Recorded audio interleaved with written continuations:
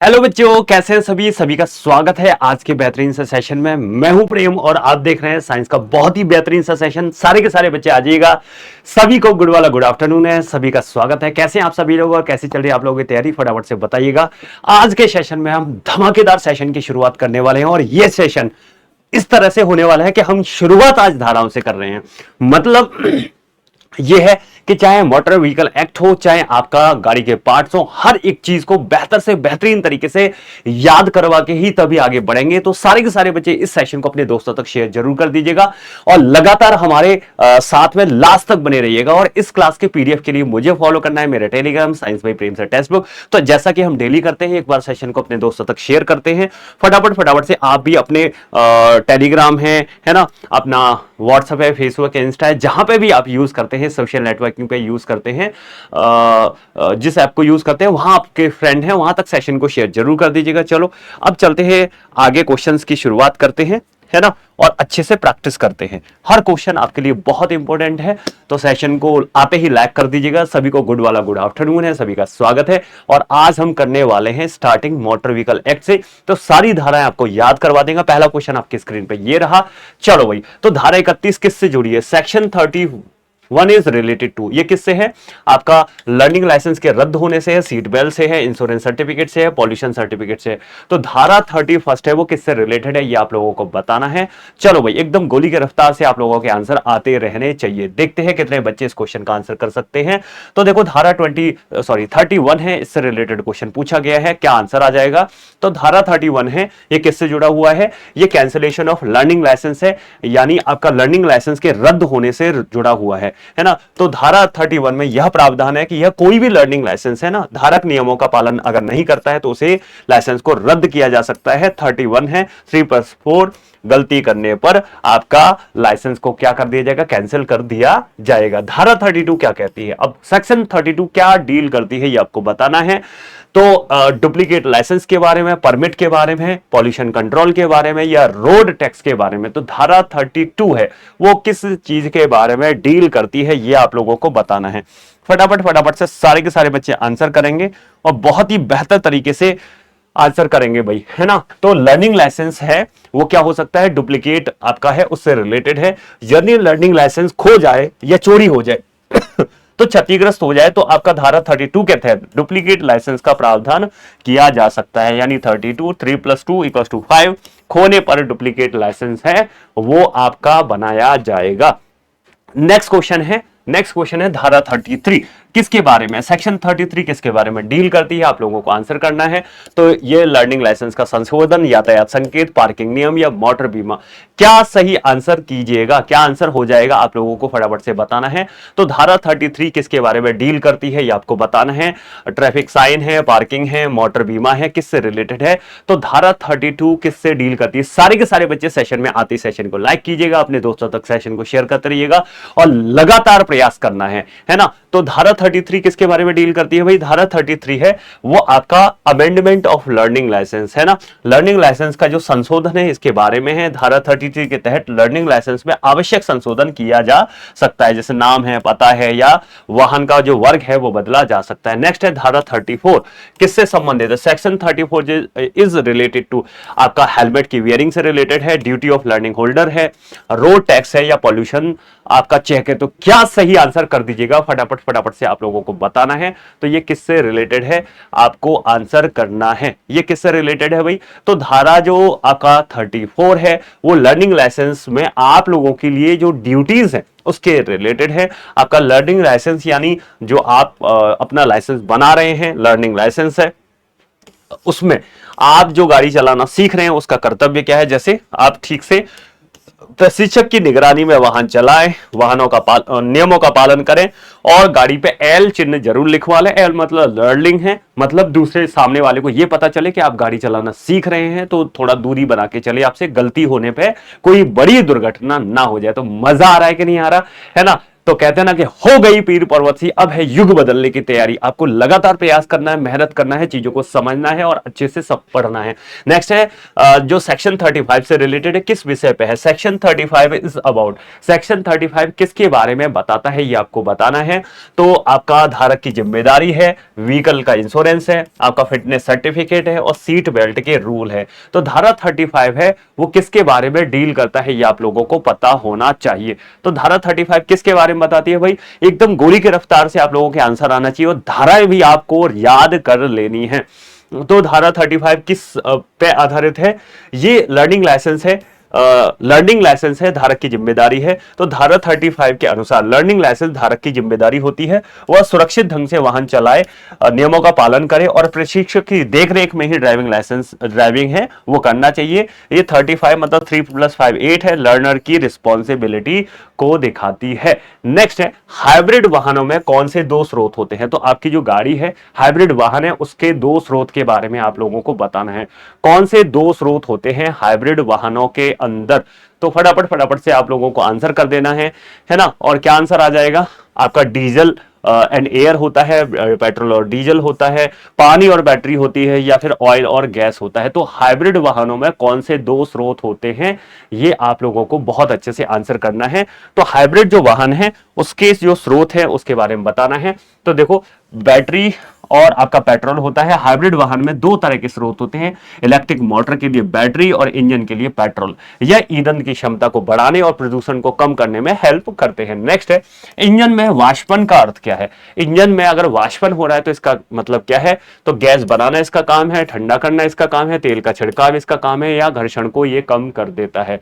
तो इंजन में जो वाष्पन हो रहा है इसका क्या मतलब है? सारे के सारे बच्चों को आंसर करना है भाई। एक बार सेशन को एक्टिव लोग होके पार्टिसिपेट कीजिए। मजा तब आता है जब लगातार आप लोगों के आंसर एबीसीडी में हो। तो जितने भी बच्चे हैं सेशन में लगातार एक्टिव होकर एबीसीडी में आंसर करें और चीजों को सीखें, पढ़ें और धीरे धीरे धीरे प्रयास करेंगे, रेगुलर क्लास में आएंगे तो आपको सारी चीजें समझ में आएंगी। तो क्या आंसर हो जाएगा भाई? इंजन में वाष्पन का जो अर्थ है वो क्या है? कन्वर्ट इनटू गैस, गैस बनाना है ना। इंजन में वाष्पन का मतलब है ईंधन का तरल से गैस में बदलना, ताकि हवा के साथ ईंधन मिलके क्या हो सके? दहन इसका हो सके। नेक्स्ट है हॉर्न बजाते समय आवाज किस अंग से निकलती है? डायफ्राम से निकलती है, पिस्टन से निकलती है, रेडिएटर से, या स्पार्क प्लग से निकलती है? तो क्या सही आंसर आ जाएगा ये आप लोगों को बताना है। क्या सही आंसर आ जाएगा? फटाफट फटाफट से आंसर कीजिएगा। देखते हैं किसमें है कितना दम। और आप नहीं है किसी से कम, बट आप लोगों को लगातार आंसर करते हुए चलना है, चीजों को सीखते हुए चलना है, प्रैक्टिस करते हुए चलना है। तो क्या आंसर आ जाएगा भाई? फटाफट से आपको बताना है। तो देखो हॉर्न बजाते समय आवाज है वो डायफ्राम से आती है। डायफ्राम है वो क्या करता है? हॉर्न में हवा और इलेक्ट्रिक सिग्नल डायफ्राम को कंपन कराते हैं, जिससे ध्वनि आपकी उत्पन्न हो जाती है। नेक्स्ट है वाहन का सबसे भारी हिस्सा क्या होता है? वाहन का सबसे भारी हिस्सा है वो क्या होता है? टायर होता है, रेडिएटर होता है, इंजन होता है, या गियर होता है? तो वाहन का सबसे भारी हिस्सा है वो क्या होगा? बताइएगा। सारे के सारे बच्चे जबरदस्त तरीके से आंसर कीजिएगा। क्या आंसर हो जाएगा कि वाहन का सबसे भारी हिस्सा है वो क्या होता है? टायर, रेडिएटर, इंजन और गियर। तो वाहन का सबसे भारी हिस्सा होता है वो क्या होता है?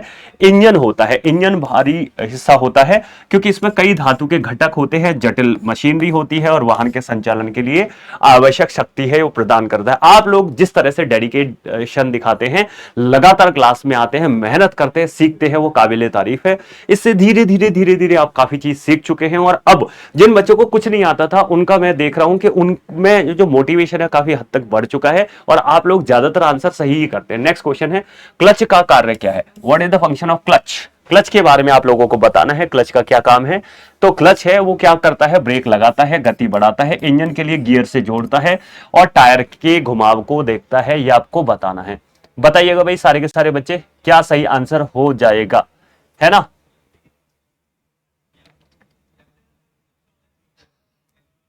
बताइएगा भाई सारे के सारे बच्चे, क्या आंसर हो जाएगा ये आपको बताना है।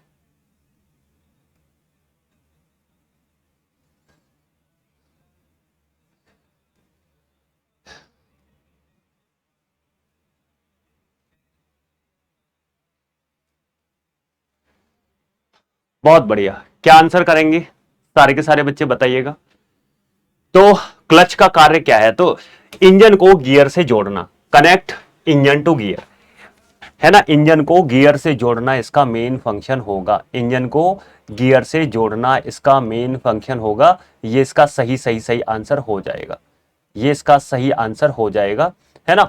फटाफट से आप लोगों को आंसर करना है, ये इसका सही आंसर हो जाएगा। नेक्स्ट क्वेश्चन पे चलते हैं। नेक्स्ट क्वेश्चन आपकी स्क्रीन पर रहा, ये है ना।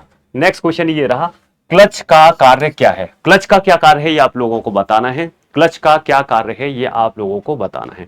What is the function of clutch. तो ब्रेक लगाना इसका काम है, गति को बढ़ाना इसका काम है, इंजन को गियर से जोड़ना इसका काम है, और टायर घुमाना इसका काम है। तो बताइएगा क्लच का क्या कार्य है ये आपको बताना है। फटाफट फटाफट से आंसर बताइएगा, क्या आंसर हो जाएगा। तो आंसर क्या हो जाएगा भाई, आपका क्लच का कार्य है इंजन को गियर से जोड़ना, connect engine to gear. Answer क्या हो जाएगा, कनेक्ट इंजन टू गियर, है ना। जो क्लच है वो इंजन और गियर बॉक्स के बीच में शक्ति संचरण को नियंत्रित करता है, जिससे गियर है वो बदला जा सके और आपका वाहन आसानी से चलाया जा सके। नेक्स्ट क्वेश्चन आपकी स्क्रीन पे है, चार पहिया वाहन में मुख्य ऊर्जा स्रोत क्या होता है। अगर आपका चौपहिया वाहन है तो इसमें ऊर्जा का जो स्रोत है वो क्या होगा, बैटरी होगी, आपका इंजन होगा, स्टीयरिंग होगी, या ब्रेक होगा। क्या सही आंसर होगा ये आप लोगों को बताना है। तो क्या सही आंसर कीजिएगा, बताना है। तो चार पहिया वाहन में मुख्य ऊर्जा का स्रोत क्या होता है, आपका इंजन। मुख्य ऊर्जा स्रोत क्या होता है, इंजन होता है। तो चार पहिया वाहन में ऊर्जा का स्रोत होता है वो इंजन होता है। नेक्स्ट है सिलेंडर हेड का कार्य क्या है। सिलेंडर के ऊपर जो हेड लगा रहता है उसका क्या काम है ये आप लोगों को बताना है ना। इसका काम क्या है ये आप लोगों को बताना है। देखते हैं कितने बच्चे सही सही सही आंसर कर पाते हैं। चलो भाई,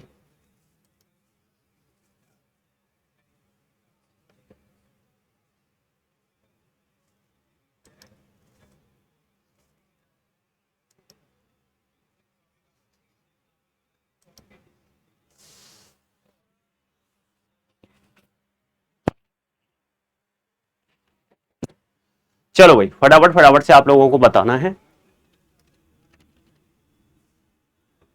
क्या आंसर हो जाएगा।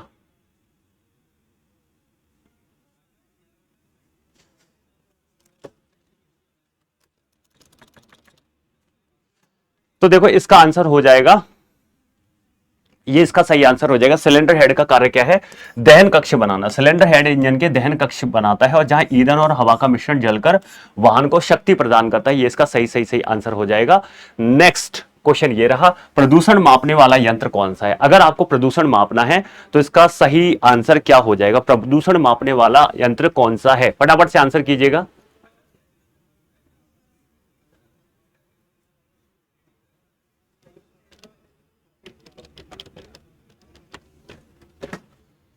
बताइएगा।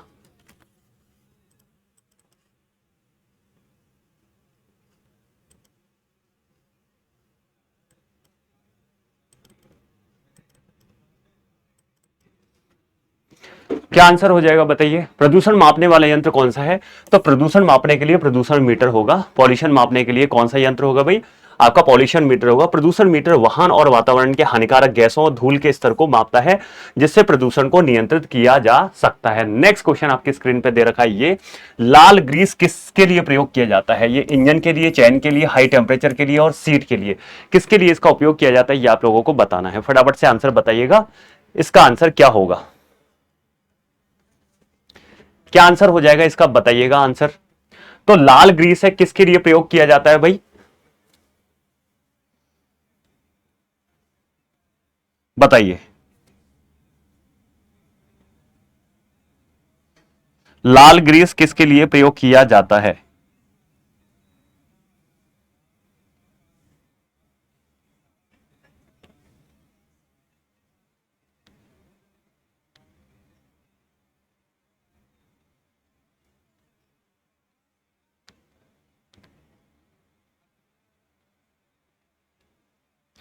चलो भाई, तो लाल ग्रीस किसके लिए प्रयोग किया जाता है, हाई टेम्परेचर के लिए।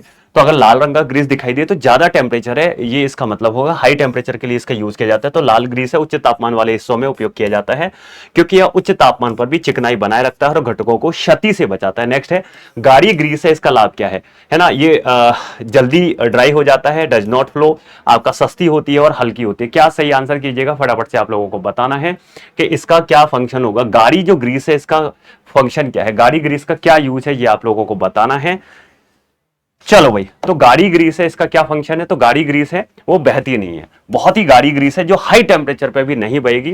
तो देखो गाढ़ी ग्रीस अपने गाढ़े रूप में आसानी से बहती नहीं है और लंबे अवधि तक चिकनाई को प्रदान करती है। मतलब जो आपके क्या है पार्ट्स है गाड़ी के, उनको घिसने से बचाती है, इंजन के पार्ट से उन्हें बचाएगी। नेक्स्ट क्वेश्चन है इंजन ऑयल की जांच किससे की जाती है। इंजन ऑयल की जो जांच है वो किससे की जाएगी, ये आप लोगों को बताना है।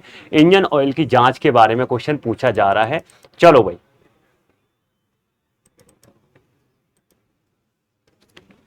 तो बताइएगा इंजन ऑयल की जांच किससे की जाती है। इंजन ऑयल की जांच थर्मामीटर से की जाती है, स्टिक से, सेंसर से या स्क्रू से।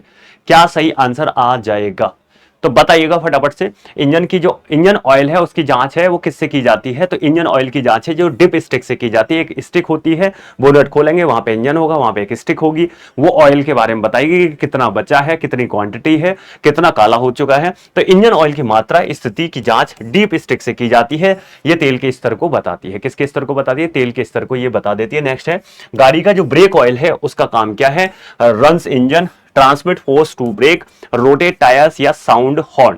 क्या सही आंसर आ जाएगा, ये आप लोगों को करना है आंसर। फटाफट फटाफट से सारे के सारे बच्चे आप लोग आंसर कर दीजिएगा। इसका क्या आंसर होगा ये आप लोगों को बताना है, बहुत ही बढ़िया तरीके से आप लोगों को आंसर करना है। चलो भाई, तो क्या आंसर आ जाएगा, देखो गाड़ी का जो ब्रेक ऑयल है इसका मेन फंक्शन है ब्रेक को शक्ति देना, है ना। तो ब्रेक ऑयल है वो हाइड्रोलिक पद्धति में ब्रेक दबाने पर उत्पन्न शक्ति या ब्रेक पैड है वहां तक पहुंचाता है, और वाहन है उसको शक्ति देने का काम इसका होता है। नेक्स्ट क्वेश्चन पे चलते हैं, गाड़ी का ब्रेक ऑयल क्या करता है। गाड़ी का जो ब्रेक ऑयल है उसका मेन फंक्शन क्या है, इंजन चलाता है, ब्रेक को शक्ति देता है, टायर को घुमाता है या हॉर्न बजाता है। क्या सही आंसर आ जाएगा, तो गाड़ी का जो ब्रेक ऑयल है वो क्या बताता है ये आपको बताना है। तो गाड़ी का जो ब्रेक ऑयल है वो क्या इनमें से करेगा ये आप लोगों को बताना है। तो गाड़ी का ब्रेक ऑयल है वो ट्रांजिट फोर्स टू ब्रेक, है ना। ब्रेक ऑयल हाइड्रोलिक सिस्टम में ब्रेक दबाने पर उत्पन्न बल को ब्रेक तक पहुंचाता है और वाहन को रोक देता है। कुल मिला के आपका घर्षण से आपकी क्या रुक जाती है, गाड़ी रुक जाती है। नेक्स्ट है गियर में कौन सा तेल प्रयोग होता है। गियर में आपका गियर ऑयल होता है, ब्रेक ऑयल होता है, इंजन ऑयल होता है या कूलेंट का उपयोग किया जाता है, यह आप लोगों को बताना है। देखते हैं,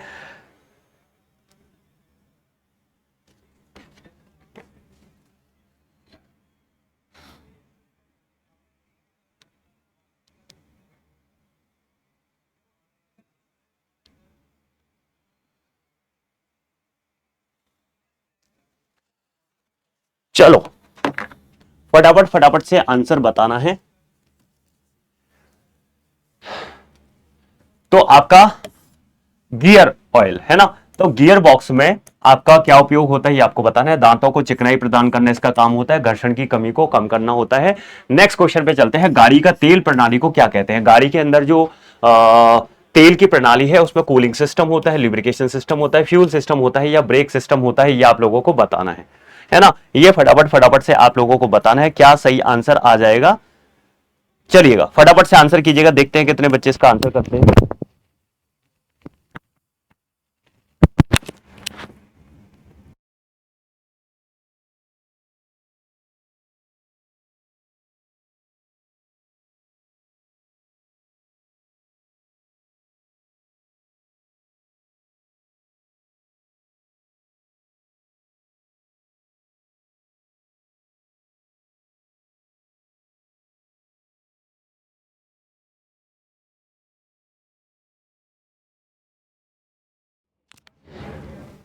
बताइएगा गाड़ी का तेल प्रणाली को क्या कहते हैं। तो cooling system, lubrication system, fuel system और ब्रेक सिस्टम। तो क्या आंसर हो जाएगा, गाड़ी का जो तेल प्रणाली है इसे क्या कहते हैं, ल्यूब्रिकेशन सिस्टम बोलते हैं।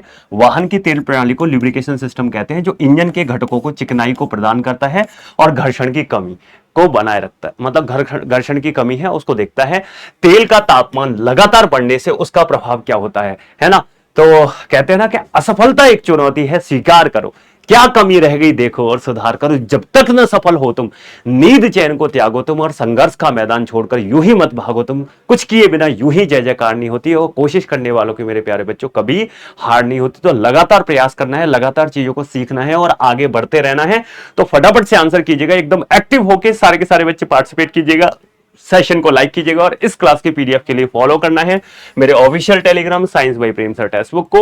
और क्या आंसर हो जाएगा, पतला हो जाता है, ये ज्यादा टेम्परेचर पे मोटा हो जाएगा, ठोस हो जाएगा, या लाभकारी होता है। तो आपको पता है तेल का तापमान जब जब बढ़ाएगा ये लिक्विड में कन्वर्ट हो जाएगा, तो तेल का तापमान बढ़ाने पर वो पतला हो जाता है, जिससे इसकी चिकनाई है वो घट जाती है और घटकों की जो सुरक्षा है वो कम हो जाती है। नेक्स्ट है, व्हील बियरिंग में कौन सी ग्रीस का प्रयोग होता है। व्हील बियरिंग है उसमें कौन सी ग्रीस है उसका प्रयोग होता है, थिन ग्रीस का, हाई टेम्परेचर ग्रीस का, इंजन ग्रीस का, या वाटर ब्रेस ग्रीस का प्रयोग होता है। यह आप लोगों को बताना है ना। फटाफट फटाफट से बताना है कि क्या सही आंसर आप लोग कीजिएगा। चलो भाई, फटाफट से आप लोगों को बताना है कि आप लोग इस क्वेश्चन का क्या सही आंसर कर पाएंगे। चलो भाई, तो क्या बताएगा, बताइए। तो व्हील जो बियरिंग है उसमें ग्रीस जो होती है वो हाई टेम्परेचर ग्रीस है, इसका प्रयोग किया जाता है। तो व्हील बियरिंग में उच्च तापमान और भारी लोड को सहने वाली हाई टेम्परेचर ग्रीस है, इसका उपयोग किया जाता है ताकि लंबे समय तक चिकनाई है वो बनी रहे और घर्षण कम हो जाए। नेक्स्ट है, धारा 35 किस विषय पे संबंधित है। सेक्शन 35 किससे डील करती है आपको बताना है। तो धारक की जिम्मेदारी को बताती है, आपका व्हीकल इंश्योरेंस को बताती है, फिटनेस सर्टिफिकेट को बताता है, या सीट बेल्ट रूल को बताती है। किसको बताती है ये आपको बताना है ना। तो धारा 35 है जो लर्निंग लाइसेंस धारक की जिम्मेदारी को बताता है। रेगुलर हम क्या कर रहे हैं, प्रैक्टिस कर रहे हैं, चीजों को बता रहे हैं, सीख रहे हैं, तो आप लोगों को धाराएं भी है ना वो धीरे धीरे याद हो जाएंगी, है ना। तो सारे के सारे बच्चे हैं जो कि अच्छे से प्रैक्टिस करेंगे और चीजों को सीखेंगे।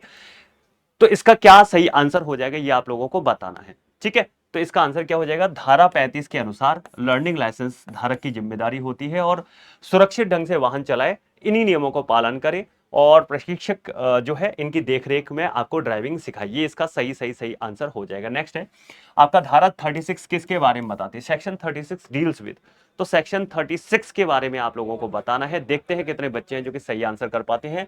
आपका लर्निंग लाइसेंस के लिए आवेदन, रोड टैक्स है, बीमा नियम है और वाहन का प्रदूषण। तो धारा 36 किस विषय के बारे में है ये आप लोगों को बताना है।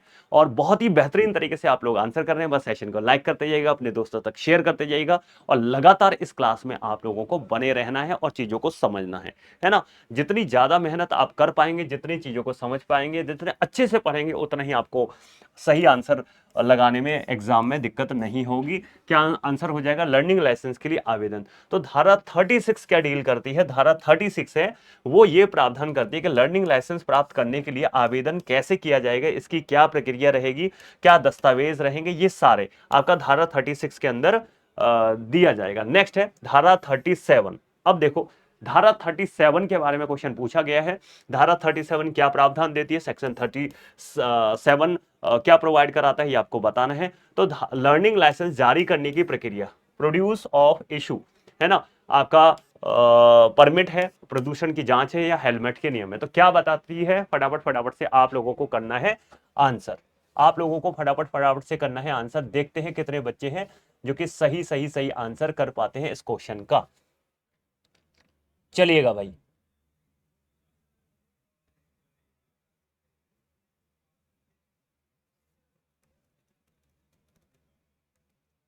क्या आंसर आ जाएगा बताइएगा।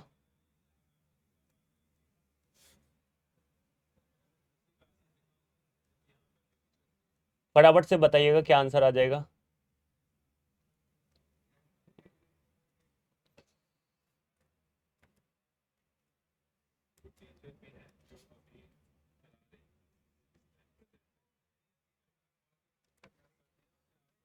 चलिए, तो इसका क्या आंसर हो जाएगा भाई, फटाफट से बताना है आप लोगों को। तो आप देख पाएंगे कि धारा 37 क्या प्रावधान देती है। तो धारा 37 है वो लर्निंग लाइसेंस के बारे में है। लर्निंग लाइसेंस जारी करने की क्या प्रक्रिया है इसके बारे में। तो धारा 37 लर्निंग लाइसेंस जारी करने की प्रक्रिया के बारे में विवरण है। आवेदन है, टेस्ट है, अनुमोदन है, शर्तें हैं, ये धारा 37 में है। नेक्स्ट है धारा 38 किस पर लागू है। सेक्शन 38 अप्लाईज किस पर लागू है, टेस्ट ऑफ लर्निंग लाइसेंस है, व्हीकल इंश्योरेंस है, रोड टैक्स है, या फिटनेस का सर्टिफिकेट है। क्या सही आंसर कीजिएगा। तो क्या सही आंसर हो जाएगा, फटाफट फटाफट से आप लोगों को बताना है। और अच्छे से चीजों को समझते हुए चलना है। ठीक है भाई, तो चलिएगा।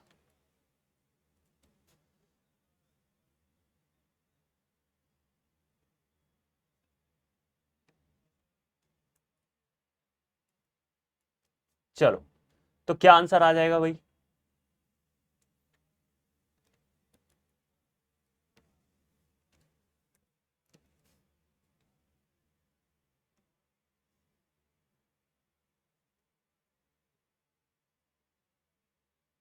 बहुत ही बढ़िया से आंसर कर रहे हैं आप लोग, है ना। धारा 38 लर्निंग लाइसेंस परीक्षा के टेस्ट के बारे में बताती है। लर्निंग लाइसेंस परीक्षा है, उसके बारे में धारा 38 में यह प्रावधान है कि लर्निंग लाइसेंस से प्राप्त करने के लिए उम्मीदवार को निम्नलिखित में से एक परीक्षा पास करनी पड़ेगी, है ना। लर्निंग टेस्ट के बारे में। नेक्स्ट, धारा 39 किस विषय पे है, सेक्शन 39 किस विषय पे है, ये आप लोगों को बताना है। लगातार आंसर करना है, लगातार क्लास में बने रहना है, और इस क्लास के पीडीएफ के लिए science by Prem sir text book को फॉलो करना है। चलो, सारे के सारे बच्चे इस क्वेश्चन का आंसर देंगे। तब तक मैं बता दूं कि कैसे आप किसी भी बैच को अच्छे से प्रैक्टिस कर सकते हैं, अच्छे से पढ़ाई कर सकते हैं, हर चीज को सीख सकते हैं। तो देखो, आप इस वीडियो की जैसे ही टेक्स्ट बुक पे देख रहे हैं, तो इस वीडियो के जैसे ही डिस्क्रिप्शन में जाएंगे तो आपको क्या मिल जाएगा, आपको इस तरह से इसी वीडियो के नीचे मोर में जाना है। इसी वीडियो के नीचे मोर में जाना है। तो देखो, मोर पे गया मैं। मोर पे जाने के बाद में आपको क्या करना है, बिहार पुलिस ड्राइवर, ये वाला बैच क्लिक करना है। अभी आपका शौर्य 2.0 चल रहा है। जितने बच्चे हैं जो कि सीरियस है चीजों को लेके, थ्योरी पढ़ना चाहते हैं, 1 अक्टूबर या 3 अक्टूबर से क्लासेस शुरू हो रही हैं, है ना। और आप लगातार लगातार उसमें प्रयास कर सकते हैं। देखो, अगर नए बच्चे हैं तो 5 रुपए में 5 दिन के लिए बैच ले सकते हैं, पर आप बाद में 5 दिन के बाद में फिर से आपको बैच लेना पड़ेगा 3 महीने के लिए कम से कम। तो 329 रुपए में ये बैच मिले तो आपको प्रेम कूपन लगाना है। मतलब 5 रुपए का खरीद रहे हैं तब भी प्रेम कूपन लगाना है, नहीं तो आपको 329 की जगह बाद में खरीदेंगे तो 349 ही देने पड़ेंगे। तो इससे बचने के लिए 5 रुपए का खरीदें, प्रेम कूपन लगाए फिर खरीदें। या फिर आप 3 महीने का डायरेक्ट खरीदना चाहते हैं तो 329 रुपए का मिल जाएगा, तभी भी आपको प्रेम कूपन लगाना है, नहीं आपको 349 का मिलेगा। मतलब थोड़ा सा महंगा मिलेगा, ये बात है। कैसे करना है, देखो, व्यू ऑल प्लान्स पे जाना है, अप्लाई कूपन पे जाना है। मैं प्रेम लगा के लिख के बताता हूं। देखो, PREM। तो देखो, ये सस्ता होगा। तो देखो, पहले ये कितना था, 1099, 1199, 329 का था, मतलब 349 का था, 329 का हो गया। तो प्रेम कूपन लगाना है, अच्छे से प्रैक्टिस करनी है, चीजों को समझना है, बैच लेना है, थ्योरी पढ़नी है और सिलेक्शन ले लेना है इस बार। तो चलिएगा भाई, अब चलते हैं हमारे क्वेश्चन पे। तो धारा 39 किसके बारे में डील करती है, ये आप लोगों को बताना है। तो किससे डील करती है भाई? धारा 39 बताती है कि बिना पंजीकरण वाहन चलाने की मनाही है आपको। नेक्स्ट क्वेश्चन पे चलते हैं। धारा 40 किस विषय पे संबंधित है, ये आपको बताना है। ड्राइविंग लाइसेंस का नवीनीकरण है, वाहन का पंजीकरण है, बीमा का नियम है, प्रदूषण प्रमाण पत्र है। तो धारा 40 क्या बताती है कि आपका वाहन का पंजीकरण करने का स्थान क्या होगा। तो वाहन का पंजीकरण का स्थान है, धारा 40 में यह प्रावधान किया गया है, ये आरटीओ क्षेत्र है जहां पे आपका वाहन का रजिस्ट्रेशन किया गया है ना। और इस क्लास के पीडीएफ के लिए आप फॉलो कर सकते हैं मुझे, science by Prem sir text book, यहाँ पे इस क्लास की पीडीएफ है वो आपको मिल जाएगी। तो चलो, आज के जो सेशन है उसको हम यहीं पे अच्छे से वाइंड अप कर देते हैं, चीजों को यहाँ पे स्टॉप कर देते हैं, थोड़ा सा काम है। उसके बाद आपका मंडे से हर एक चीज को बहुत ही बेहतरीन तरीके से 2 बजे से 3 बजे की क्लास में हम कंटिन्यू रखेंगे। तो लगातार आप लोगों को आना है, सीखना है, प्रयास करना है और लगातार हमारे साथ बने रहना है, जिससे हम बेहतर से बेहतरीन तरीके से सारी चीजों को समझ सके, प्रयास कर सके। किसी भी तरह की समस्या है तो मेरे Telegram science by Prem sir को ज्वाइन कर लेना है। चलो, मैं कुछ क्वेश्चन देता हूं जिनका आंसर आपको कमेंट बॉक्स में करना है। चलो, है ना। तो मुझे ये बताना है कमेंट बॉक्स में कि कैंगशाफ्ट और कैमशाफ्ट किस गाड़ी के किस हिस्से के पार्ट हैं और आपका कूलेंट का क्या फंक्शन है। इन दोनों क्वेश्चन का आंसर मेरे को कमेंट बॉक्स में करना। अब मिलते हैं हम नेक्स्ट क्लास में, तब तक के लिए जय हिंद, जय भारत। पढ़ते रहिए, आगे बढ़ते रहिए। Thank you so much.